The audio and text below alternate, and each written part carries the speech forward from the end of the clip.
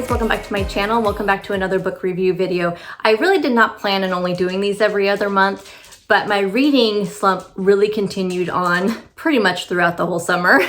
But I really got out of it. I have really been reading a lot, and out of the 5 books, I have 5 books, right? Yes, out of the 5 books I have to share with you, the last 3 I have read in the last 3 weeks. So definitely, I have definitely done a lot better with my reading, and I feel so much better. I know it makes me feel good. I don't know why I don't do it. I think I just been kind of, just bored and sitting around and a little bit down with my husband working graveyard now, and I just kind of sit there and veg out in front of the TV or just on TikTok or on Pinterest or, something. I just have not been as focused on reading, and I've been really making a point to focus on the reading, and I have been loving it. I have found some great books to talk about. Now, for those of you that are new, I'm going to go over a few things that first time viewers of my book reviews. One of the things is I always look over here because I keep all my notes in Google Keep, and I just have them on my iPad here, and that way it gives me just my notes because I have a really bad memory. And so this helps me, especially when one of the books I read back in beginning of July. So, it's kind of hard to remember everything about it. So again, if this is your first time you're watching one of my book reviews, so let me tell you a few things about these videos and my reading habits. For one, when I give you my reviews, these are reviews in order of how I read them, not in order of best to worst or worst to best. So it's in the order that I have read them. I try to keep them as spoiler-free as possible. I do tell you the synopsis that's on Goodreads, and sometimes a book jacket, and even on Goodreads, sometimes they give away a lot. But I try to keep it as spoiler-free as possible. I'll give you the Goodreads rating at the time that I'm doing this review, because that fluctuates depending on people as they're reviewing them, as people are reading them, and I'll also give you my rating. I only read ebooks at this point. It's just easier. They're more accessible. I can read anywhere. In my old house, I did not have a lot of room for bookcases. I do here, which I am planning on maybe getting some bookcases and picking up some, more hardback books. But for now, it's all ebooks. I read a wide variety of genres, but I tend to really gravitate towards psychological thrillers, mystery, suspense, but I do love a good rom-com. So every once in a while, you'll have some kind of romantic comedy type book thrown in there. Also, I will always put links to all of the books that I mentioned down below in the description box. And I also make these videos with chapters. So I have all the chapter links will be down below. So if there's a particular book you want to hear about, you can just go click on those timestamps down below, and it'll take you to each of the different books. Okay, let's get into the book review. The first one was called Local Woman Missing by Mary Kubica. That's another disclaimer I should say. I probably mispronounce all these names wrong. The Goodreads rating on this book is 4.12. My rating was 5 stars. So I am a huge fan of this author. Huge fan in the fact that I've read 5 of her books. This is the 5th book I've read. I think she's only written 7. So a huge fan. She's an automatic buy whenever I see that she's coming out with a new book. I saw she was coming out with this one, and I literally had it saved on my Goodreads and kept going in and looking to see when it was being released. And I got it, I think, within a few days of it being released. If you're a fan of mysteries and thrillers, you definitely cannot go wrong with her books. Great author. So let's start with a synopsis of this book. Shelby is the first to go missing. Not long after, Meredith and her 6-year-old daughter Delilah vanished just blocks away from where Shelby was last seen. After an extensive search, the cases eventually go cold. Then 11 years later, Delilah makes a shocking return. Everyone wants to know what happened to her, but no one is prepared for what they will find. So this book is told in a few different parts. We have the prologue, which kind of sets up, us for this terrifying, thrilling ride that we go on with this book. So we have the prologue, then we have part 1 is told in 3 POVs, either focused on present day or it goes back to 11 years prior. Per usual though, this author is so good with different POVs, which POVs is points of view, if you did not know. So she is so good. They're always easy to follow. There's you guys know, if you read some books and they're going back and forth between different people and different, past and present, sometimes I've had to like scroll back to different pages to figure out who was what and who was where. You will not have to do that with this author. She is really, really good with the multiple point of views. Then we have the ending, and you will see though, I really, really suggest not reading reviews about these kind of books before you read the book. For one, a lot of people have their opinions on mysteries and psychological thrillers and suspense novels. And I feel like either people love them or hate them, and there's a lot of people in between. So with Mary Kubica's books, a lot of people don't like her endings. A lot of people say they're really far-fetched, or you're just like, what? That would never happen.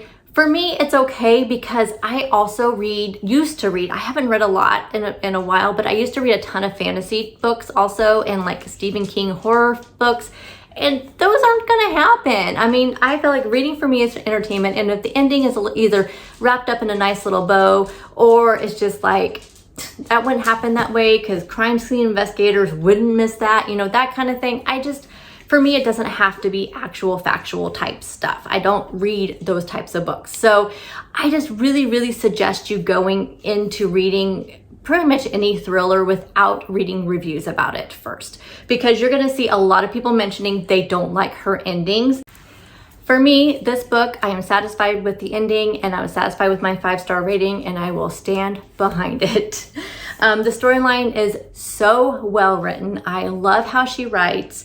It's intense, it keeps you guessing. It has all the elements that I look for in a like mystery thriller type book. So it's a fast page turner, check. We have a twisty ride, check. Surprise elements I didn't see coming, which for me, if I can start seeing them coming as they're coming at me, it's gonna be a 3.5 to 4-star rating. But if I don't see them coming, which this one I did not see all of them coming, definitely to me, that's what I want to see in this type of book. It kept me guessing the entire time. I did have several suspects in mind, which this is another thing that I love I am always with a big smile on my face when I end a book, when the suspect I had in my mind was not the one that did it, because that for me is a really good thriller and a really good mystery, is when I haven't solved the mystery yet, and it makes sense. It has to make sense. Like sometimes if it doesn't make sense, that's different. But if it makes sense, then that's what I'm looking for. But honestly, I don't want to tell you any more about this book, only because you have to go into it not knowing, because just by that synopsis is enough to get you sucked in, right? You really wanted to read it after I read that synopsis. So that's all you need to know, is just what it says on the back of the book. That's all you need to know. Go into this. You guys are gonna love it. You're gonna love the ride. You're gonna love her writing. Let me know if you've read any of her other books. Like I said, I would recommend any of her books. There's like 2 I still need to read that I just need to pick up. I just haven't, they've been on my want to read list for a long time. Just have not done it yet. But yes, definitely check out any of her books. Book number 2 was called The Last Mrs. Parrish by Liv Constantine. The Goodreads rating on this is 3.92. My rating was 3.5 stars, and I'm still a little conflicted on the stars on this one. I actually had a lot of people recommend this book to me, and so I'm always afraid to give negative feedback on something that people recommend to me. However, we have to remember that when it comes to reading, it's so subjective. It's just like food. I don't like seafood. I don't like fish. Is it good for you? Yes, I would love to have it. I just don't like it. There's just certain foods that people just don't like. Just like with reading, it's so subjective. Some people just love historical fiction. Me, not so much. I get really bored with it. So you just have to keep that in mind. I have to keep telling myself that whenever I get recommended a book and I just don't quite like it. I don't want to like hurt people's feelings if it's their favorite book. So just keep that in mind. But as I go through, if you read this book and you loved it, just keep in mind. And the points I'm going to tell you, the reason I'm really trying to back up. I'm just trying to back up my thoughts on this. So I'm just so conflicted. So let's first talk about what this book is about, and then we'll kind of start unpacking it all. And there's a lot to discuss with this one. Move this over here so I'm not like looking over there. Amber Patterson is tired of being a nobody. She deserves more, a life of money and power like Daphne Parris takes for granted. To everyone in the town of Bishop's Harbor, Daphne and her husband Jackson are a couple straight out of a fairy tale. Amber uses Daphne's compassion and caring to insinuate herself into the family's life. Before long, Amber is Daphne's best friend and goes on vacations with the family, growing closer to Jackson, getting closer to her ultimate goal. Okay, where do we start with this one? Let's start with the genre. For one, this is not a psychological thriller or a suspense novel at all, and that's what it's being advertised as. And I believe it even had it like on the cover of the book. It's just so very, very light on the psychological like suspense, and there is really no thriller vibe, and there's no mystery to solve, really. I mean, it's pretty much, it is what it is. But there is a mild twist, but it's most likely not to surprise you, to be honest. It didn't surprise me at all. Characters. For the first third of this book, we follow Amber. She's hateful, she's spiteful, she's self-righteous, and all because she grew up poor. I mean, really, that's it. And she just believes she deserves better, and for better, that means she deserves to be filthy rich. This character honestly has zero redeeming qualities. Zero.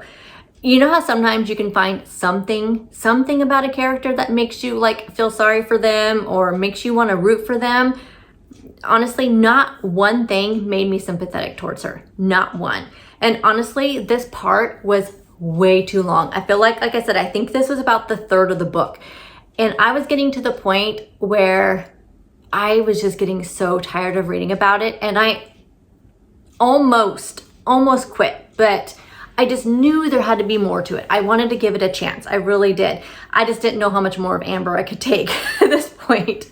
The next section was Daphne, and her section was much better character. Her character definitely showed much more depth, and she just kept me from not wanting to like get rid of this book altogether. I was thoroughly intrigued by her character and her story. I can't say more, it'll spoil the rest of the book. It really will. It'll spoil the little twist that comes later. So going into the twist, let's talk about the plot twist. So the last third of the book gave us this twist, the one I talked about earlier. That wasn't really even a twist. Like I said, I saw it coming, but I was so conflicted about this twist. So as much as I couldn't stand Amber, I'm not sure that I agree with what we're supposed to, how did I put this? How we're supposed to celebrate this twist. Like, did she get what she deserved? Should she get what she deserved? Does she deserve this? I feel like almost bad for liking it. You know what I mean? Like, well, you don't know what I mean because you haven't read the book.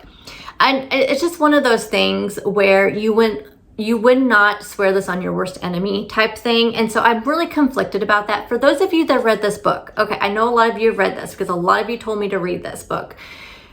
Did that part bother you? The part where we're supposed to be happy of what happened? Let me know. Like, it kind of just bothered me. I just can't say more. I don't want to give away. It would give away the entire book, to be honest. The length of this book was way too long. Way too long. It didn't have to be this long. You guys know, whenever I have negative thoughts about a book, I like to leave on a positive note. So let's talk about the positive parts of this book.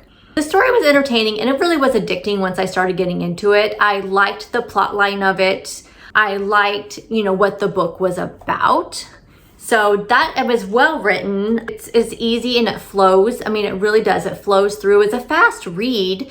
It was just too long in the parts that I had to read. I think you guys know what I'm talking about. It was a fast read, but it was just too long, too much to read. But the text was written so well that you could really flow through it. Structure of the book is just right, honestly. I liked how they had Amber, had Daphne, and then we had like kind of the wrap up at the end. It flowed really well. This book would not stop me from reading other books from this author. I definitely don't know if she has any other books. I kept reading in the reviews that this was a debut novel, but I don't know when this novel came out. Let's go into book number 3, where I also have some negative stuff. I feel like this is what happens every month. We have a couple really good books and we have a couple bad books, and then at least I ended in a high note. So the bad books were kind of a smack in the middle. I don't want to say that. Just books not to my liking. That's how I want to say it. So we have book number 3 was It Happened One Summer by Tessa Bailey. The Goodreads rating on this is 4.20. My rating, 3 stars. This is where it's subjective. When you see a Goodreads rating that high, most people like the book. I mean, come on, most people like the book. So if somebody's giving it a 3-star, it just means it's not to their liking. That's how I truly believe. This is my first Tessa Bailey book. She has written a lot of books. When I looked, this one just popped up randomly on my Apple Books, like recommended books. And that's why I picked it up, because it just kept popping up as a recommendation to me. So she's written a lot of books. I did look her up after I read the book, and she's written a lot of books, and they all seem to be wildly popular amongst Goodreads readers. I mean, they all have 4+ ratings and pretty high 4 ratings. Don't mind my dog. He's over there doing something. I don't know what he's doing. So take what I'm gonna say about this book, that maybe it's just me. It's one of those, it's not you, it's me things. I really think that's probably the case. So let's first start about what this book is about. So this book is about Piper Bellinger. She lives in Beverly Hills. She's spoiled. She's a rich something-year-old that has gotten completely out of control. She's all about being noticed on social media. So she wants, everybody to be on her Instagram, knowing what she's doing, everybody caring what she's doing. The more followers, the better. Even if it's doing wild and illegal things, which she does. Piper's stepdad, who is the wealthy person in their family, has had enough and completely cuts her off and sends her to learn some responsibility by running her late father's bar in a rural part of Washington state. So their father died when they were very young. I'll kind of go more into that here in a second. Piper's sister, Hannah, doesn't want her to go alone, so she goes along with her, even though she wasn't being cut off, but she just didn't want her sister to have to go by herself, so she went along with her. Piper meets a bearded sea captain who is amused by Piper and doesn't think she will last a week there. Since this is a small town, Piper and the captain named Brendan constantly run into each other. Piper and Hannah's dad passed away when they were like super young, I want to say toddler age, so they don't remember him, and so they're basically raised by their stepfather. This book started out great. I mean, great, especially when I sensed that they were gonna have a great like enemies to lovers thing going on, because you guys know when I read rom-coms, that's my favorite trope, is the enemies to lovers. Love that, or the friends to lovers. Those are my 2 favorite things. I also love the fake dating thing. I love that too. I love about the friends to lovers thing, or the enemies to lovers, is that banter you get back and forth, the sassy, witty banter you always have back and forth. I love that. So I was really looking forward to it. Those humorous and awkward situations where they run into each other, or they don't know how to act around each other because they hate each other, but they're starting to get feelings about each other. Like, I was looking forward to all of that. But sadly, it was just too fleeting for me. I think it lasted all of like 1 chapter. That's what I feel like. I feel like we were in the first beginning of the book, first 1 or 2 chapters, they meet, they hate each other, and then boom, next thing we know, out of nowhere, we have these really steamy sex scenes that it's just not my thing in books. And honestly, like, a little bit is fine, you can skim through it, but these were like cringeworthy to me. In further review of Tessa Bailey's books, as I have reading through some of the reviews, and this is what's scary, is as I was reading through some of the reviews, some people said that this is actually tame for her. Like, they were saying they expected more out of this book, that the sex scenes were not as, detailed as they normally are. And I'm thinking to myself, wow. So again, subjective. This definitely, apparently she's known for this type of thing in her books. For me, it just wasn't a thing for me. I was able to skim through them. It was fine. The part I didn't like was that literally, like I said, chapter 1, they hated each other. Chapter 2, they were in bed with each other. That's how it felt to me. I don't know. We didn't have the witty banter. We didn't have the sassy. We didn't have the, running into each other. I hate you. We had a little bit, but it wasn't enough for me. I love it when it's like through the most of the book, you get all that, that build up. And then when they're finally together, it's just like you celebrate. And you did not have that in this book. And I was just so highly disappointed in that. It really was. And honestly, because of that, I feel like their chemistry was not very good. I feel like that's another thing too, is that you really build up that chemistry, and you really can feel that chemistry when there's a build up. But there was no build up, and so I didn't feel any chemistry between these two. Also, because we have the wealthy socialite, we have the rural bearded sea captain. I mean, he's like when I say sea captain, it means like the crabbing, that like the Bering Sea type thing, you know, like from like those reality shows where they're out there on the crab boats, you know, and those kind of things. They were so stereotypical. Like she was the epitome of a social, you know, this social media person. He was the epitome of a sea captain, down to like grunting and being gruff, and like I mean, he must have said he grunted like many times throughout the book. So stereotypical. And because of that, so stereotypical, it almost didn't make sense that they'd be together. I can understand if he thought she was pretty and just, you know, wanted her because she was pretty, but the way he like was drawn to her, to me, did not seem realistic. I don't know. Maybe I just feel like people have, I mean, I know opposites attract, but in this way, I don't know. It just, to me, did not seem realistic enough. And the last couple hundred of pages literally just dragged on for me. I'm not even kidding. I just could never get into this book. It just dragged on and on. But I did want to know what happened. So the writer was, she's a really good writer in the way that it really sucked me into the story. Like, I thought the story, the plot line was good. She writes really, really well. I just did not care about the fluff in between. And so those last couple hundred pages, I just like, okay, come on. Like, I want to know what happens. And then there was like this conflict at the end. It just seemed to come out of nowhere. It did not need to be there. It was something that, I don't know, the whole like last part of it was just kind of like, what? Like, no, I mean, it was just odd to me. I'm not even kidding, probably the last 150, 200 pages, I didn't even like read it. I just skimmed through it just to see what happened at the end. And I liked the ending. I really did. I really liked the ending. I felt like it was definitely, you know, something I wanted to happen at the end. I just didn't like how it led up to that.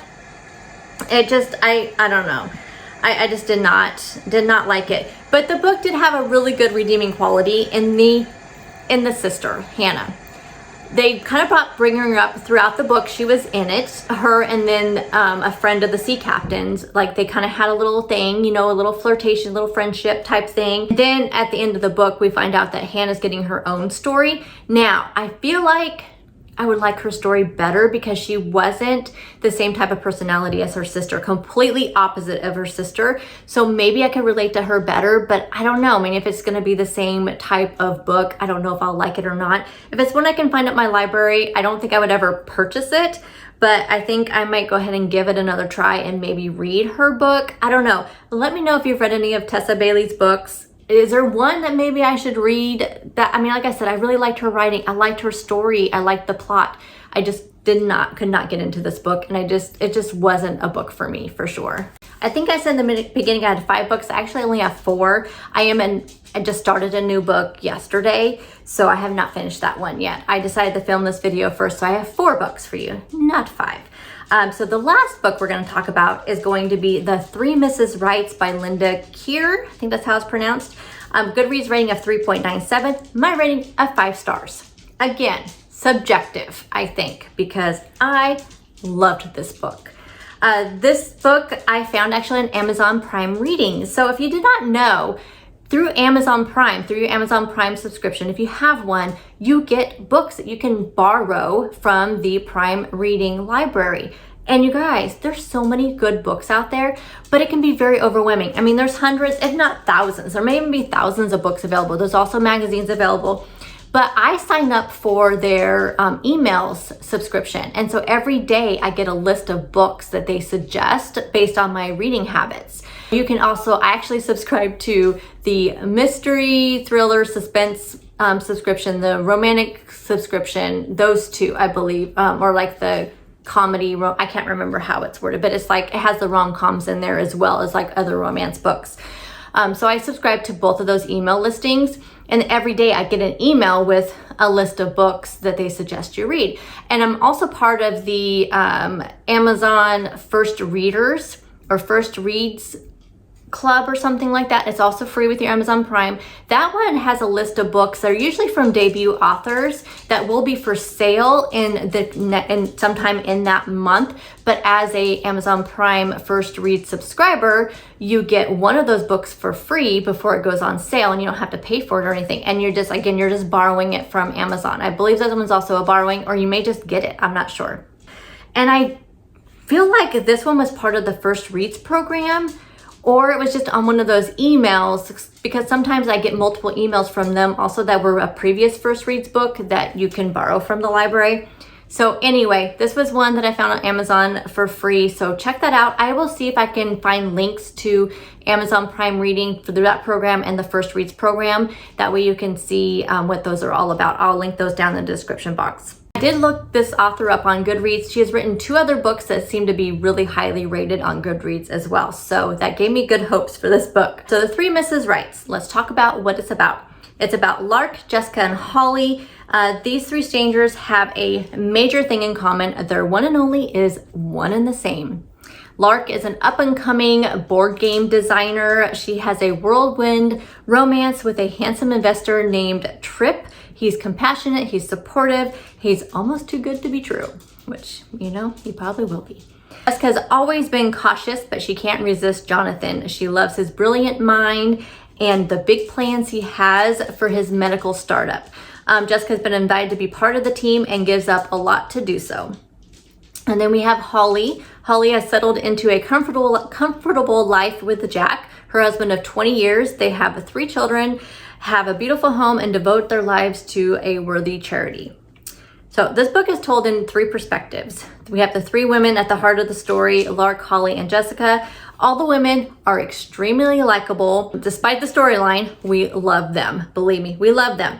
And they were never once written as a victim. That's what I love about this. So despite the storyline that we're gonna have here, they were not victims. These characters, they're strong, they're intelligent, they're dignified throughout the entire book. You will love them. It's like girl power all the way with these characters. Another reason why these 3 point of views worked so well is that because throughout each of the different POVs, we were able to see and experience each of their relationships with the man that is at the heart of this book. So he's just so different with all of them. And so we got to see like him and what drawn each of these women to this man. We got to see that through each of the different points of view. And that was just so great to be able to see. It's like they had 3 individual stories. It was really good. This book has really short, concise chapters, which is great, really super quick, easy read. I think I've read this in 2 days, and the final showdown, you guys, was executed so brilliantly. I mean, it was good. You guys will love the end of this. So were there red flags? Yes, there was red flags, but this book was so entertaining that you didn't care about that stuff. You were entertained. I wanted to keep reading throughout the entire end of the book, and that's all I'm gonna say, because I don't want to give away. I mean, really, you just have to read it. And it, like I said, it's just about those 3 women and the man and their stories. And like I said, you will not want to miss that ending because it is so good. So there you go, guys. 4 books that I've read over the last couple of months. I'm crossing my fingers that I do enough reading in September. I can go back to monthly book reviews. It's probably better that way because I tend to talk so much about these books and they all end up being 30, 45 minute long videos. But a lot of you are really enjoying these book review videos, so I will keep doing them as long as everybody keeps enjoying them. Let me know what you've read over the last couple of months and what you plan on reading, because we always need some good ideas. So let me know books that I have to read, especially if they're psychological thriller or some kind of rom-com that you know I will enjoy. Let me know down in the comment section, and everybody else, check out the comment section for some book ideas. I will have everything linked down below in the description box that I have read, and I'll see you guys in the next video. Bye, guys.